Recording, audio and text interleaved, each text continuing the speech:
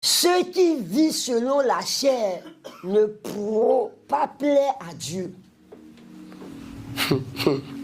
Ça veut dire que, en d'autres termes, ceux qui vivent selon la chair ne sont pas intéressés quand il s'agit de Dieu.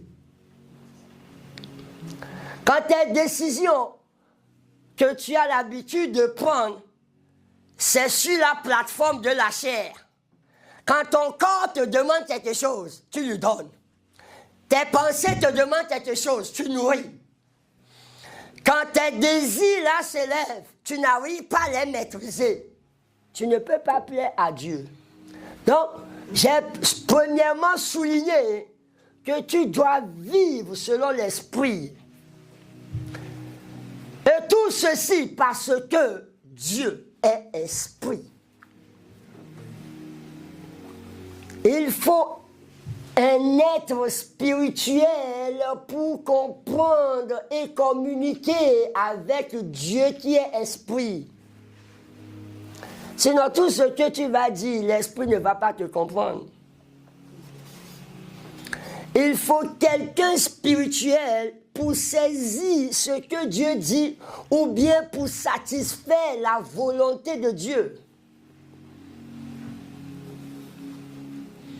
Vous allez voir que quand on est dans la présence de Dieu et que le Saint-Esprit descend sur quelqu'un, dès ce moment, la personne est différente de tout le monde.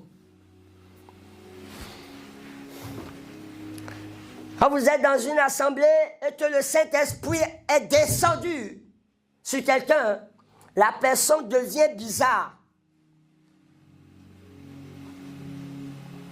Le jour de la Pentecôte, on a enregistré que ces messieurs sont devenus bizarres. À un point où on les traitait des gens qui sont ivres. On les a traités des gens qui sont ivres. Quand le Saint-Esprit descend sur la vie de quelqu'un, la personne quitte l'état. La personne quitte l'état naturel, il rentre dans l'état surnaturel. La personne quitte l'état naturel, il rentre dans l'état surnaturel. Ça, c'est la dimension spirituelle.